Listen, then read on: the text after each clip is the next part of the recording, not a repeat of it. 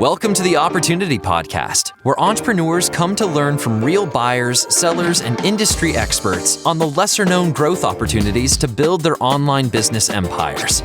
We'll uncover tactics veteran online business entrepreneurs have used to build, buy, flip, and sell their way towards personal wealth. Sit back, grab a coffee, and get ready to uncover hidden growth secrets. The Opportunity Podcast starts now.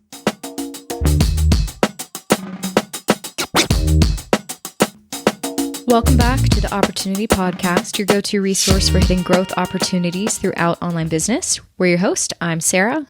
And I'm Brandon, and thanks for joining us for our latest episode. Today, we will be speaking with Adam Smith, the co-owner of Niche Website Builders, which is a company that helps affiliate marketers build, grow, and optimize their content-based businesses. Adam has been in the content site industry for many years now, starting with his first acquisition from our marketplace, which he owned for 7 months before flipping it for a nice ROI. This led to the opportunity for him as well to quit his day job and start beginning to flip sites on a full-time basis. Yeah, it's pretty awesome that he was able to do that. Adam comes on and we get to learn a little bit more about just the world of flipping websites and get his perspective on that. He shares how he was also able to grow and utilize a content production team to start flipping in the content space with Niche Website Builders. Adam's going to share his approach to building high-quality backlinks, the outreach techniques his team use on a regular basis, and how his team has scaled their email outreach operations to send over 1 million emails a month to their affiliate partners. So that's pretty awesome. We won't give away too much just yet, though, so let's dig into the interview and see what Adam has to share. And then at the end of the episode, we'll go over some of the best listings on the Empire Flippers Marketplace that highlight the growth opportunities we've learned about today. So let's get started.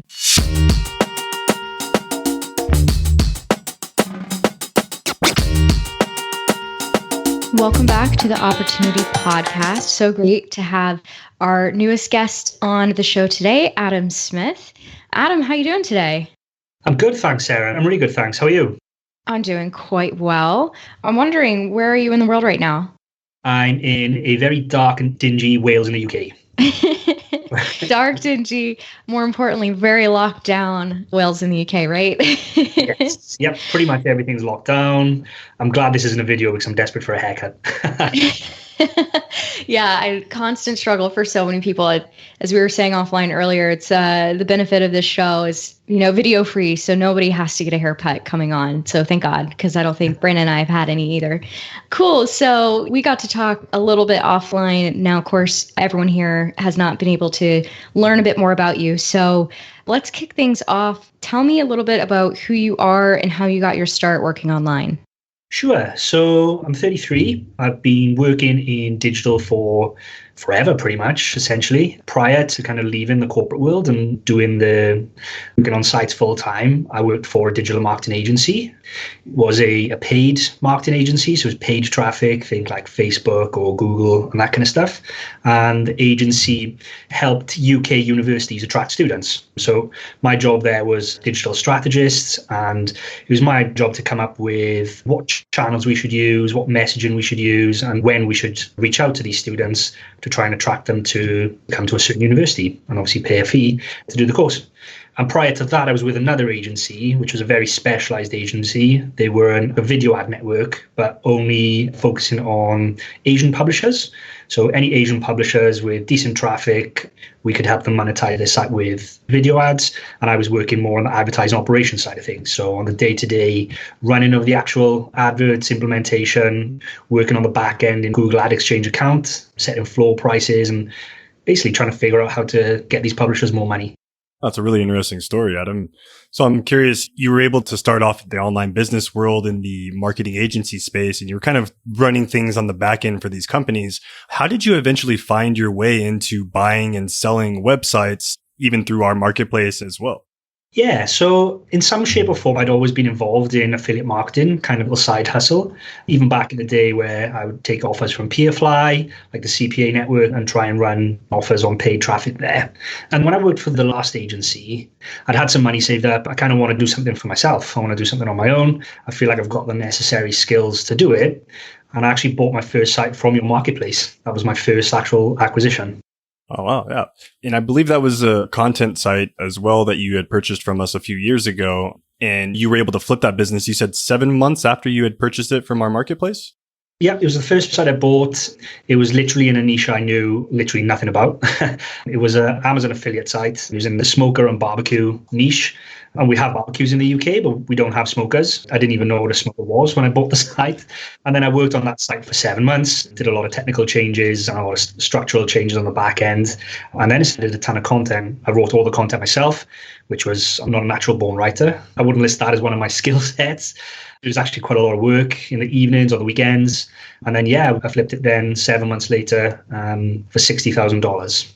Yeah, that's really great to hear that you were able to flip that within such a short amount of time and gain that ROI as well from that business. And it's a niche that you weren't necessarily familiar with to begin with. Now, had you built other businesses prior to this purchase before, Adam, or was this sort of like your first stepping stone into the online business acquisition space? This was my first stepping stone. I'd never really done anything like this before. And at the time, I think the site cost me something like $13,000. Like, this was a lot of money then. This was the first time I'd gone in and jumped in with both feet. Yeah, no prior experience of buying or building businesses before this. Okay, got it. Now, why don't we take a few steps back really quick and kind of get a better picture and idea of what you're currently working on at this time? Yeah, sure. So I currently run a company with my co-founder, Mark. It's called Niche Website Builders. And we actually help other affiliate marketers now build websites, grow websites, optimize websites. So we have kind of two courses. One is content creation, the full end, where we do the keyword research using our own proprietary methods. We have a team of in-house content writers, and then we have a team of uploaders as well who format and upload the posts. So content's done end to end. We also have a link building of the business where we run the skyscraper shotgun method. It's a method coined by authority hackers. I don't know if you guys are familiar with that. Oh, yeah. Very familiar. Yep. Yeah, so we run that, it's a ton of manual outreach, basically. I think we're currently sending about 1 million emails a month. It's a ton of outreach. Yeah, 1 million emails in 1 month. That's unheard of for most solopreneurs, I guess you could say. So it's great that you have that team on the back end helping you with that. Now, how has purchasing websites compared to building them from scratch, or maybe even building some of these niche websites for your clients? Yeah, so there's two different routes, right? You can build a website from scratch or you can buy one. And I like both. I've done more of the buying and flipping than I have of the building. But over the last sort of 6 to 8 months, I've been building my own personal portfolio, typically on expired domains. But within the company as well, within the agency, we've also been building a ton of websites for clients from scratch too. So they're two totally different business models. I don't know how you want to tackle this, how you want to get into each one, but we can just take them one at a time if you want. Just talk about the pros and cons of both. Yeah, sure. Yeah, that sounds good. Yeah. So I'll start with buying and flipping a business, basically because that's been my bread and butter for the last couple of years. And you need a different skill set, I believe, to be successful at buying and selling sites.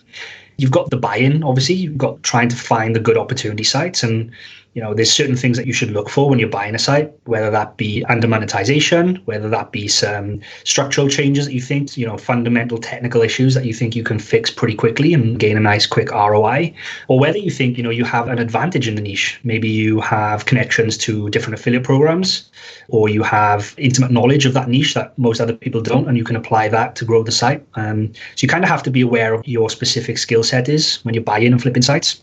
Mine tends to be trying to find sites with either technical issues or under monetized, or in an ideal world, both. They've got issues and they're under monetized, and I can come in quickly and fix the issues and change up the monetization, whether that be changing up the programs, whether that be changing up the design, adding some new call to actions, and then looking to flip them fairly quick. So that's my approach to buying and flipping. And then there's a different skill set to grow in, essentially, or to build in from scratch. You're starting with a blank canvas, right? You don't have these issues, which is a pro. You can build a site in a structure that's correct from the start. You don't inherit any issues. And you've also got a blank slate in terms of keyword research. So one of the problems that we typically tend to see of client sites, or when you're buying a site, is the website will be full of content that the site essentially can't rank for, because there may be a disconnect between, the strength of the domain. Maybe it's quite a weak domain. They haven't done much link building, but they're trying to target super competitive keywords. So when you build a website from scratch, you've got to have a good understanding of, what's actually achievable for a site that you're starting with. Is it a brand new site? Is it an expired domain? And what kind of keywords and content opportunities are achievable? And then you've got to have a team in place to actually create the content for you. And then you've got to have some knowledge around how you structure the site in terms of making sure that you don't have any issues in the future and it's scalable and it can grow. And then you've also got the formatting and uploading side of things, which you do have those issues when you buy a site, but it's more pronounced when you're building from scratch because you've typically got to upload a ton of content. Okay. It's great to hear the side-by-side of how you would approach buying or building, I guess buying and flipping, and then obviously building. I don't want to make you repeat too much, but I do think that there's a couple points we can dig in on. I really want to get in on this flipping element of what you do. Obviously, we have a lot of buyers come on the show, but not necessarily everyone's coming on who are, flipping as a purpose of buying. So would it be okay if we do a deep dive on how you go about flipping in the content space full time? Yeah, sure. Should we talk about that first site? Because I've actually pulled up the details of exactly what I did prior to the call. Cool. That'd be great. So how about this? I've got a couple questions. So I'll kick it off. I'm wondering, for that acquisition, and perhaps maybe you can relate, it might be a bit different for your other acquisitions. How did you go about getting financing for your flip? Yeah, this one was pretty straightforward. I mean, I've never really done anything with finance. It's always been my own capital. So it was literally just my own money that I put in. I've never taken investment or anything like that to buy and flip sites. Okay. And that's what you're continuing on with today, even with, basically flipping for your clients. Yeah, we don't flip sites for clients. Essentially, for our clients, what we do is we're a content and link building service. So they come to us and we help them with their content and link building. We're not a management. So we don't manage the site for them. We don't flip it for them. I mean, we can give some guidance based on our own experiences, but we're not hands-on doing that kind of stuff for them. Okay. Now I understand. I mean, I could also see how basically your content might be helping them if they are in the process of a flip, inheriting those problems like you were saying before. Cool. So for that first site, obviously it was a little bit scary jumping in. What was your head like when you were trying to do due diligence? Yeah. So there's a couple of reasons why I like the site. So the site was actually... It was on a small upward trajectory when I bought it. So it wasn't kind of stagnated. It wasn't going down. I wasn't inheriting a site on a downward kind of trend, which was good. And I could see that the site it was a little bit ugly, to be fair. Sometimes a good thing, right? Yeah, 100%. Yeah. But in terms of the buyer's guides and stuff, the call to actions weren't great. They weren't very prominent. The colors all kind of blended in together as one kind of aspect where I thought, well, very quickly I can change up the design of these commercial pages, the buyer's guides, and hopefully see an uplift in revenue there. The other thing was the products themselves. I mean, they're expensive products, right? Grills and barbecues were, anything from a couple of hundred, some of them to even over 1,000. So that was also a positive. And then the other things which was a positive, which I kind of exploited a little bit with this site, which we can talk about a bit more later, is the audience is very passionate. People who grill and barbecue and smoke, it's a very passionate group of people. And I was actually able to tap into a couple of Facebook groups and get some images from people, with their smokers and get them to give me a take on, their favorite flavor wood chips and things like that. It's content that most typical affiliate site owners may not be able to get their hands on. So that was another area that I thought was kind of cool about this niche. No, it's great. Like you said before, you were getting into a niche that you didn't have any experience in. I mean, you didn't even know what a smoker was, and being able to tap into that passion. It's really interesting. I'm sure a lot of people getting into a niche aren't really thinking about, well, how could I bring almost kind of like influencers onto my site, or, people who's really passionate about the product. So that's awesome. Very good outside of the box thinking. Now, what about negotiations for this site? How did you approach negotiations? In all honesty, I don't quite remember, but I actually pulled out the email that I got from you guys, and it says, I sent you a message about this on Skype, but the seller has decided to meet you in the middle. So I'm assuming I did some kind of negotiation on the site. I don't quite remember exactly what we were negotiating about on this one, but I do this an awful lot now. So my go-to negotiation these days is to actually create a document outlining all of the good points about the site, but also outlining, any bad points, any potential red flags, any potential reasons why I think the valuation that I'm going to put forward is justified. And that seems to work a lot better than just, plucking a number out of the air and saying, well, I don't want to pay you 35 times, I want to pay you 30 times. If you can justify the reasons, then, most sellers are willing to work with you on that, because they can, if you put it across in a nice way, they can kind of see where you're coming from with your valuation then. Okay, that's a very good point. I know earlier you were breaking down some of the things that you would do differently between buying and building. I'm wondering, we like to bring people on and get a sense of what their roadmap for growth looks like. So do you have like a, let's say like a month to month roadmap of, when you take a site on, what are the step-by-step changes you put in to start growing and rebuilding the site? Yeah, sure.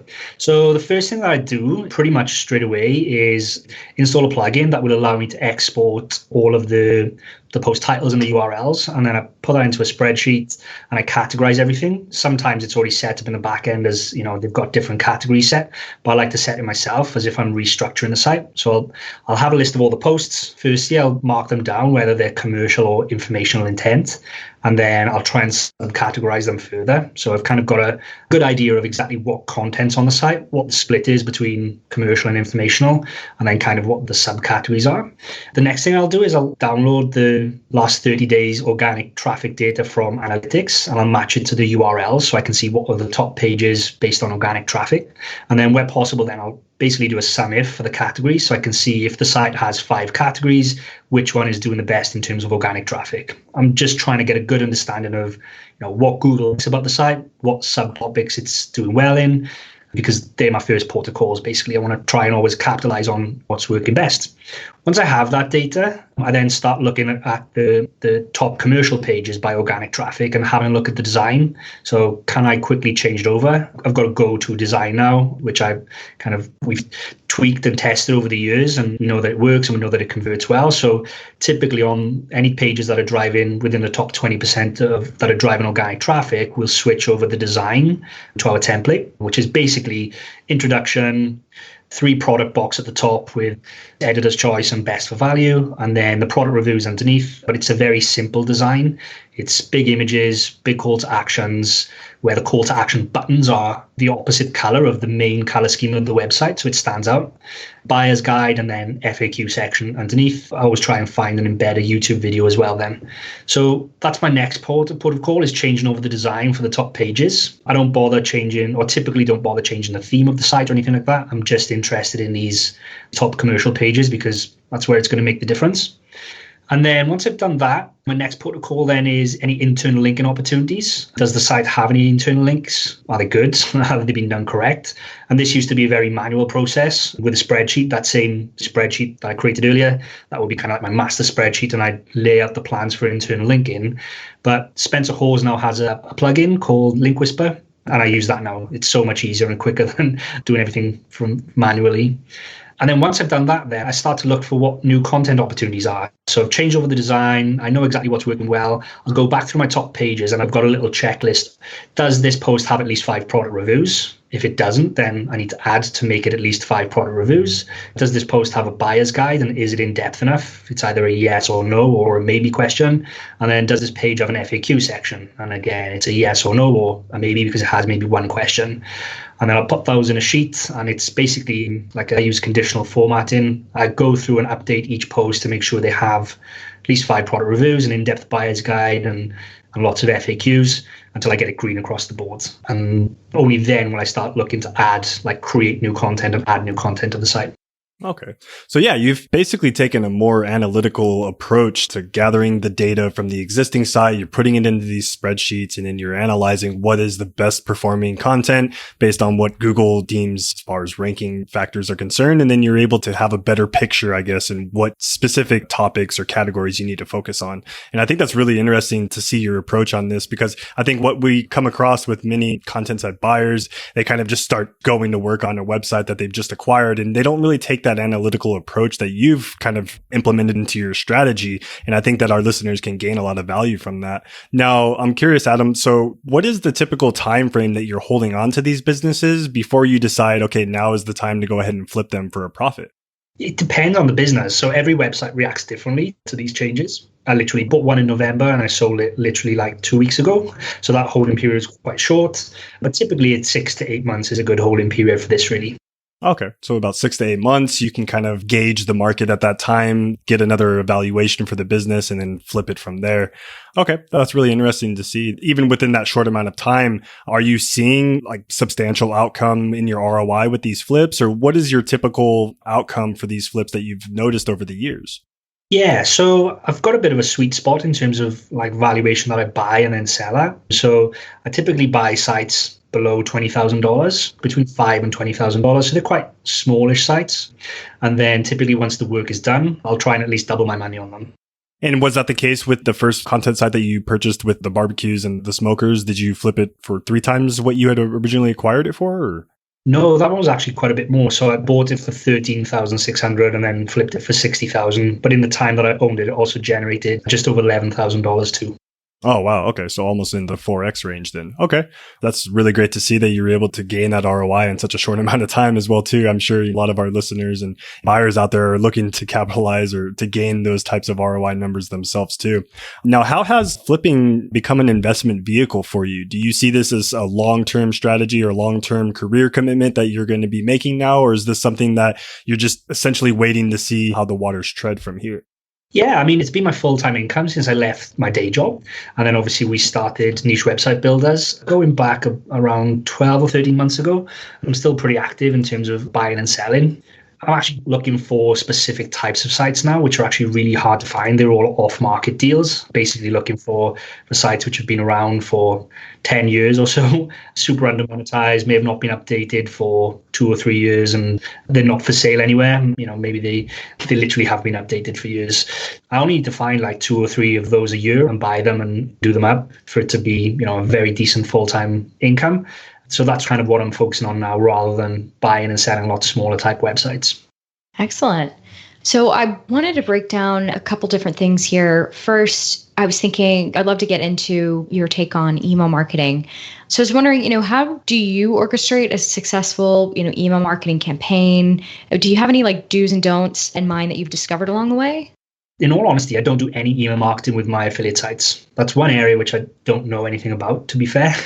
I think I'm missing a trick, to be honest, because, most affiliate sites, they can benefit from a good email campaign and collecting email addresses, but it's just something I've never personally done.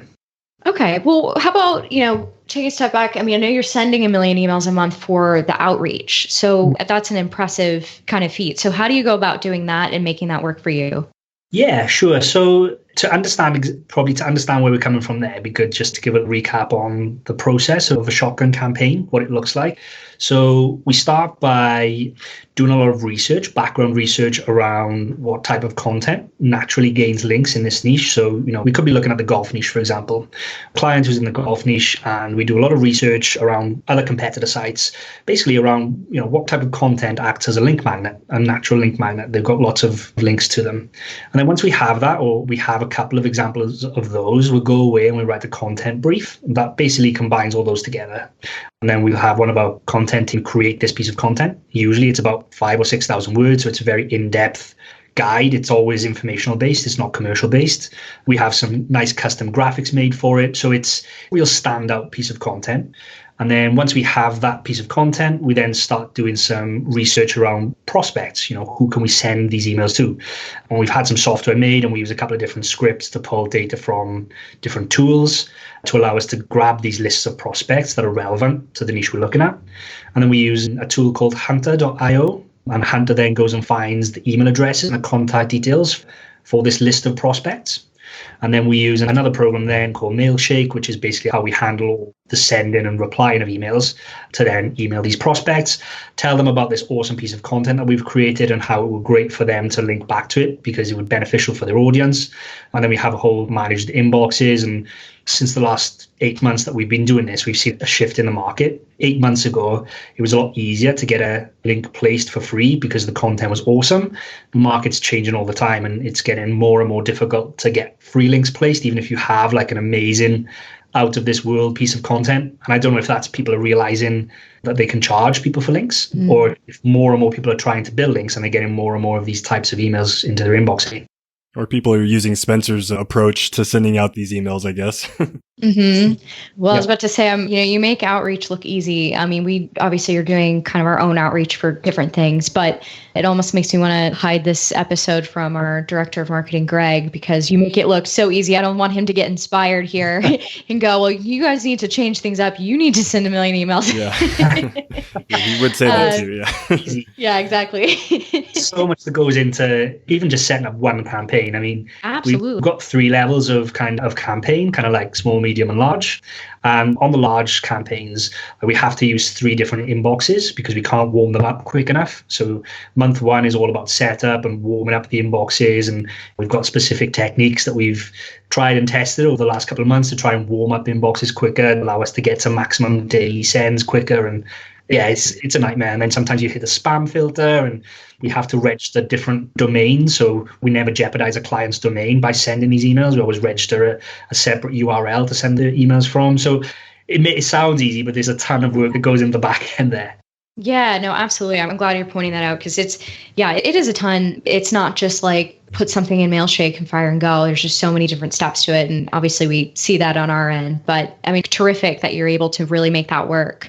Now, I know that you kind of got a process for handling your email campaigns and all these different nuts and bolts of owning these sites. But I think the one thing that pretty much no one can prepare for is Google algorithm updates. So wondering, how do you navigate those algorithm updates, considering that you've got all these different niche sites? Is there anything that you've learned over the years to better prepare your sites for the updates and help them stay positive in the eyes of Google?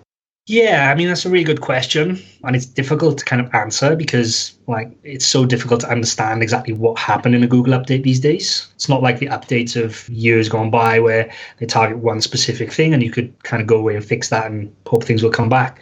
If any of our sites get hit, we kind of take the kitchen sink approach. So, we throw everything at it. We fix any issues that are on there and hope that in the next update, things come back. But fundamentally, there's things that you should be doing, right? You should be creating good content, not low quality content. And that's why all of our content team are native English speakers, all actually based here in Wales with me. So it's only good quality content.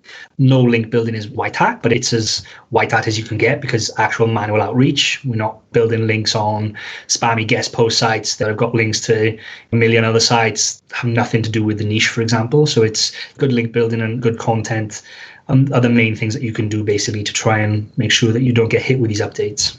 Okay. Like you said, nobody can quite predict, and it really just takes a lot of that throwing the kitchen sink to get by and figure out what works. I totally get that. Earlier, this was an off-air conversation, and I thought it might be cool to ask you this while we're on. We were talking a little bit about how you'd been buying expired domains and experimenting with those. Sometimes we see people come onto the marketplace that have built a successful site on an expired domain. In my own research, I feel like there's never one clear answer from people in terms of what makes a good expired domain or what makes a bad expired domain. So I was wondering what your take was. In your eyes, what are you looking for and what looks like a good expired domain to you? Yeah, so we'll cover the top line points here, but literally about 3 weeks ago, we actually released a podcast and YouTube video it's an hour-long episode on the 8 things you should look for when buying an expired domain. Interesting. Oh, awesome. Oh, perfect timing, Okay. yeah. That's on our YouTube channel or on our podcast, but you can go there and kind of listen in depth as me and Mark talk about the 8 things. But realistically, there are a couple of things you want to look for, and you can filter out expired domains pretty quickly. You want to look, the first thing, you've got to look at a metrics. How powerful is the domain? Is it going to be powerful enough for the project that you want? Does it have a good UR and DR rating? Does it have lots of referring domains? So you can look at all of the third-party metrics. That's the first thing you want to look at. And you can filter, if you use a tool like Spamzilla or something like that, you can filter pretty easily by the domain metrics. And then once you've found them, then the next thing you want to do is put them into Wayback or archive.org. And you need to be really careful here because I think some people can kind of skip through archive.org, especially if the site's been around for maybe 15 years. Like they don't look at every year, or they don't look a couple of snapshots from each year. And you basically just need to look through there to make sure that the site was never dropped and then repurposed as a PBN or as some type of link building site. It can be really difficult because the person that's bought it for a PBN will literally restore the old website exactly as it looks. So it looks exactly the same, but there'll be a sneaky link in there somewhere, maybe to a casino website or a Viagra website or something like that. So you have to be really careful and do lots of due diligence around looking through Wayback to make sure that nothing like ever happened. Another important factor to look for when looking for expired domains are trademarks. So if this was a prior business, is there still a live trademark? And you can go to the US trademark website database and search in there to see if there's anything live. Do your own due diligence, but certain trademarks only cover certain things. So, if a website used to be about shoes and then you want to create a website about t-shirts, maybe the trademark doesn't cover that. So there's a little bit of play there, but always do kind of your own research there. And then the other thing, which is super important when you're building on expired domains, is relevance. Like, you have to build a site that's relevant to what it was in the past. There's no point buying a site that used to be about golf and then building a site about laptops on there. I mean, they do work, and I can show you some examples of sites that have literally done that. There's one in the golf space that was a European Parliament website, and now it's a golf website, and they're actually doing very well. But I just worry about the longevity of those types of sites. As soon as Google figure out something's not quite right here, I would imagine it's only a matter of time until an update takes sites like that out. Yeah, that's very useful information, especially if you're considering the fact of like using these expired domains to build something and making sure that the content is relevant to the name itself, or having an exact match domain. Matching the content that you're producing on this new website is also very important. And I'm sure our listeners will gain some value. We'll be sure to leave the link to your podcast and the more detailed, in-depth 8 steps, as you had mentioned, into finding a great quality expired domain. Now, backing up a little bit more into your niche website builders venture, Adam. So you have a team of content writers and you're building up these niche websites. I'm curious, what is your take on finding good quality content writers, and what is your hiring process for finding these writers? Yeah, so this is a good story, actually. So when me and Mark first started the agency, our whole idea was to just be to do the strategy and outsource the content. So we would do the keyword research, we would have a team of uploaders, but we didn't really want to manage a content team. And I'd been using a content agency for a little while with my sites, and the content was okay for the price. And then we kind of went to them with this idea that we're going to start this agency, and could you handle X amount of content if we provided it to you? And they said yes. And we took a ton of orders, and then we asked them to create this content, and what came back was absolute rubbish. I won't mention, but it was actually rubbish. Like, some of the stuff was not even readable. So me and Mark call it, that was our month of content hell, where we were working with them and we were basically editing the stuff ourselves, just trying to make it, we'd taken money off clients for this, right? So we had to make it right. So we closed the doors, we kind of got through that and made sure everyone was happy. And then we had to sit down and actually rethink our business model. If we're going to scale, then we had to have our own in-house team. And we, like you mentioned, where do you find good quality writers? And we're actually quite lucky. So I'm based in South Wales, and I'm in a town called Merthyr Tydfil, and literally within 20 to 30 miles of us, there's 2 major universities. We've got Cardiff University and Swansea University, and then a little bit further, there's Bristol and one down near Carmarthen, Trinity College. So we put out some adverts on the local job board looking for content writers, and the amount of applicants we had was insane. We had to turn off the job adverts. I think we had like 300 applications in the first couple of days. And because of the proximity to the universities, we had tons and tons of people apply who were graduates of creative writing degrees or English literatures. We've got a couple of members of staff who have masters, and one lady who even has a PhD in writing. So there doesn't seem to be any shortage of talent locally, which was great for us. But that's just raw writing talent, right? They're good at writing, they're good at English, they're good at literature, but at that point they're not super good at affiliate type of content. So when they join, we have an onboarding process, and we've basically got some training documents around what a good piece of content looks like, what a good affiliate piece of content looks like. And then we have them shadow and mentor with someone who's been with the company for quite a while, and they will basically help them with their first couple of pieces of content, what should be in there, how to do their product research, how to pick good products, how to come up with what kind of questions to include in the FAQ section, what a buyer's guide should include, and basically just help them run through the process. And then the first couple of pieces of content that they do, they get feedback from their mentor until they're at a point where we think that they're good enough to join the team, and then they'll start creating content for clients. So yeah, there's quite the process that you have, and you're ultimately like mentoring your writers prior to them producing content for you on a paid basis. And I'm sure you have a set of SOPs and other things of that nature that are helping them along the way as well too. Now, it's interesting to see your approach. Now, for those of our listeners, or maybe those who are looking at maybe purchasing their first content site and they don't happen to be in Wales in the UK next to a bunch of great universities with all of these amazing writers with, actual degrees, normally what we might see in our marketplace is sellers sellers saying that they're using content writers from services or platforms like Upwork or Fiverr. I'm curious, what is your take on using content writers from these platforms? Have you used them in the past? Or what is your take on it basically for someone who might be interested in maybe outsourcing their writers to these platforms? Yeah, I mean, I definitely used them in the past. That's kind of how I got started. Before I had a content team, I used these platforms. They're good. They're time consuming. You spend a lot of time trying to find the right people. And there are lots of there's tons of templates out there and guidance on how you should structure an advert and then how you should kind of qualify writers. But the only problem with these platforms is, like I say, it's hard to find people, which means it's hard to scale a team. I mean, you may find a good writer and then it take you a couple of months to find another good writer, and it's just hard to scale. And the other problem you have is these writers, you're not their sole focus, right? They do writing content for other people. I've had it in the past where I found a good writer and it's working out well and you think everything's going great and then they just stop replying. You don't know where they've gone. You wonder if they're okay. So it's really difficult to scale. I mean, if you've just got one site and you're just looking for one writer, it's a lot easier. But as you try and scale and try and put more content or work with more sites in your portfolio, it just becomes a real mess to try and manage. And then you've also got, not the downside, but you also then have to create the keyword research plan for them. So you have to tell them what they want to write about. You have to give them guidance, and you can use tools like Surfer or Pop or something like that to create these guides. But essentially, it's still you creating the guides and giving the guidance on what to write and giving the feedback and editing and all that kind of stuff. And then once you have the piece of content, like even if you manage to figure all that out the front and line up all the pieces of the puzzle, usually you become the bottleneck again when it comes time to format and upload. So you get all this great content back, and then you find you may not have the time to format and upload it properly, or maybe not the knowledge. So there's a couple of different steps there. It's not just about finding a good content writer. You've got to figure out the before puzzle and the after puzzle as well.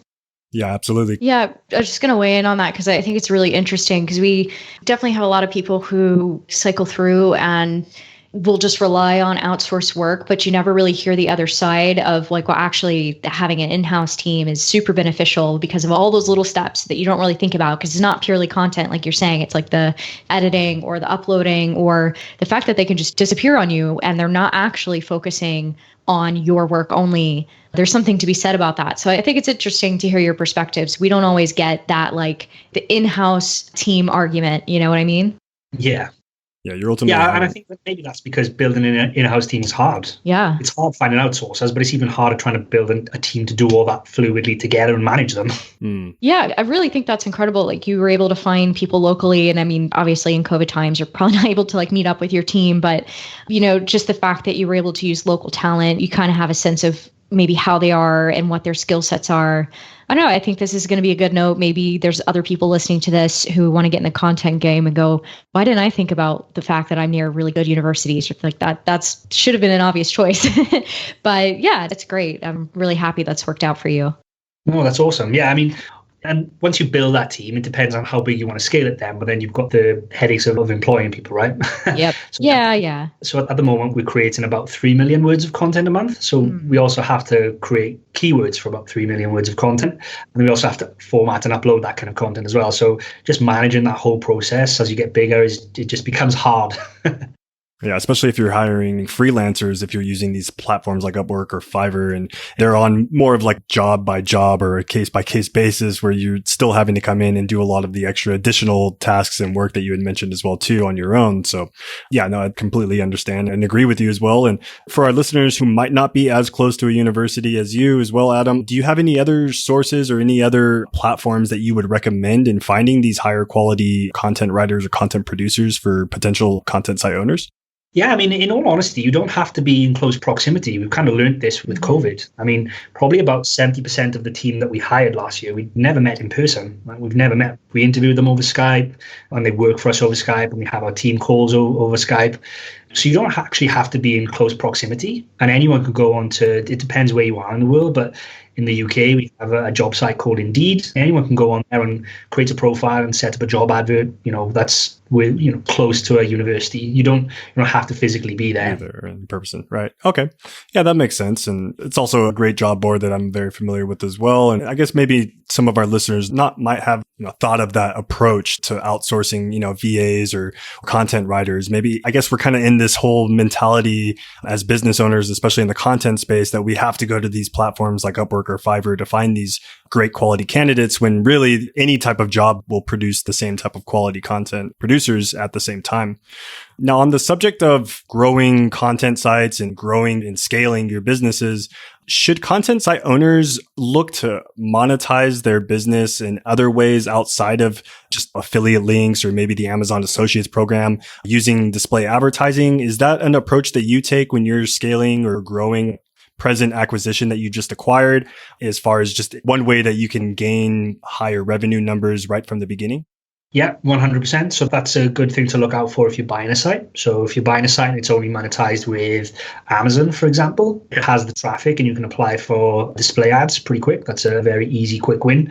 There's an argument as to whether you should put the display ads across the whole site or whether it should just go across your informational pages. And I've always found that it's best test. And I'll explain how I test that. But look at your analytics and you pick whether you're going to use sessions or users or page views, and you have a look over the last, however long you've got, 12 months essentially, if you've got that kind of data there, and you have a look day by day, pull up the data day by day, how many sessions there were, and then you match that up to your Amazon clicks, your daily clicks through to Amazon, and you basically work out what your average click-through rate per day is on your site.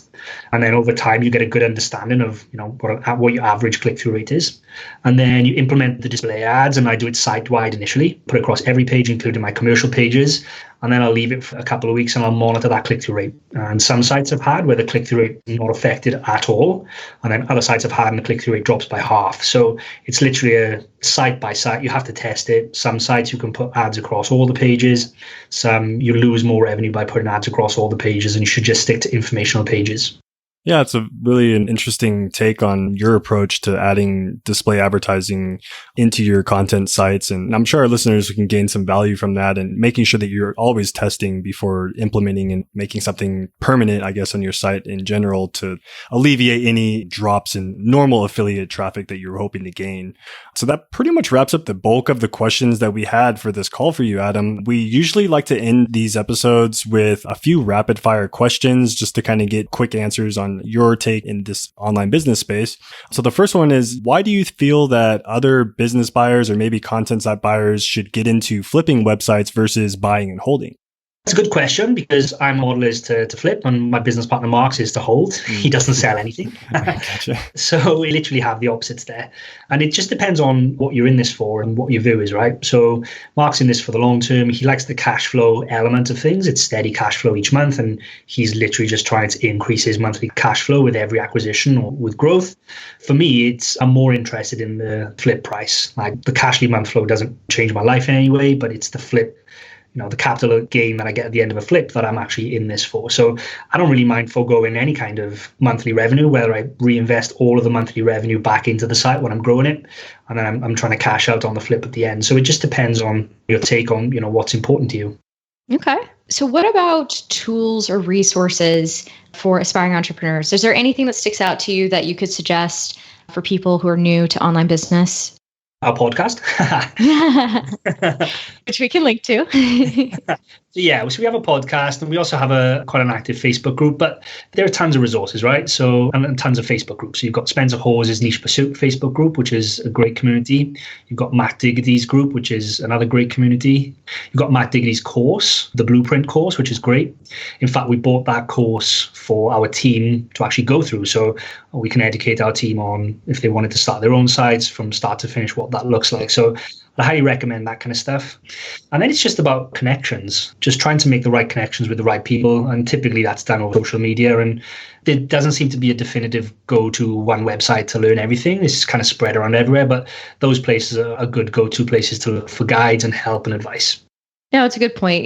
There is no one good place. There's definitely a lot of great information out there, but I think it's smart that you've been able to find courses that really work for you, and you're bringing your team on for that. I know we know Matt, and we've taken his courses and really like them. So yeah, save yourself some of the trouble and go in one place, get a good course, and just go from there. So cool. And finally, what would you say has been your funniest moment working as a digital entrepreneur? I don't know if this is my funniest, but the site that I bought and we talked about earlier, the barbecue site. So I poured my blood, sweat, and tears into this site for 7 months, like pretty much every evening on the weekends and, all my spare time. And then I sold the site and I reached out to the seller like 6 months later, kind of, how's my baby doing? How's my site doing? And to him, it was just a pure transaction. He didn't really care. He said, I sold the site 3 months after I bought it from you for 90,000. Oh, wow. It's not a big uptrend, right? He literally bought it and kept it and waited for the average to go up and sold it again. So it's a good learning experience. But yeah, I just thought that was funny. To me, the site was like everything. It was my project. It meant a lot to me. And for him, it was literally just another transaction. Wow. I mean, did you think anything there about, should I be holding on to these sites for just a tad longer? Or yeah, what am I missing here? Yeah, I mean, I look back and I don't have any regrets because that allowed me to then quit my job and do this full time. But I've definitely learned to hold sites until they plateau rather than, sell them on a massive upward trend. Yeah, that's a good point. We, had an interview actually recently with Matt Diggity, and he was talking about the, when you're buying a site, navigating its first exponential rise. For him, he said, I don't buy sites that are on their first really, really big upward trend. I wait for them, there's the plateau inevitably, and then they might start climbing again. I found that interesting because I think it's like everybody's got a different take. They might want to sell when it's on an upward trend. It's like, well, I can get the most money for this now, but that upward trend could be benefiting the buyer more than you currently as a seller. So it's a fine line, but it's interesting that you learned from that. And now you're like, okay, I kind of know when to hold this and when to let it go. I think you mentioned a good point there. It can definitely be a good point for negotiation when you're selling. Mm-hmm. I mean, you can try and negotiate a higher multiple because it's on an upward trend, trying to get out earlier because, it's on an upward trend. You don't always have to wait and realize that potential. If you find the right buyer, some people are willing to pay for that potential up front. So it's just how you package things up when you come to sell. Yeah, and I think that circles back to your earlier point of, how you approach negotiations, and you come with that list of, here are the reasons why I think I can get the site for, 30x instead of 35. And, these are the things that I'm going to have to come in and fix. And it's kind of like you can obviously do that yourself as a seller, come in with here's my list as to why I actually do need to have this multiple and you're going to benefit from X, Y, and Z. So on both sides, no matter who you are in the negotiation, you come with basically your case, you're making your argument to the buyer and hopefully going to be walking away with, what you think you deserve. Yeah, exactly. Awesome. Well, it's been great having you on. Certainly hope that you navigate these crazy lockdowns in Wales and it's not too dark and dreary, I think, as you called it earlier. Great to hear your story, your perspective, and, just seems like things are going well for you guys. Certainly hope to kind of see you back on the marketplace for all your next flips. Awesome. Yeah, thanks for having me. It's been fun. Awesome. Thank you. Yeah, thanks for joining us. Cheers.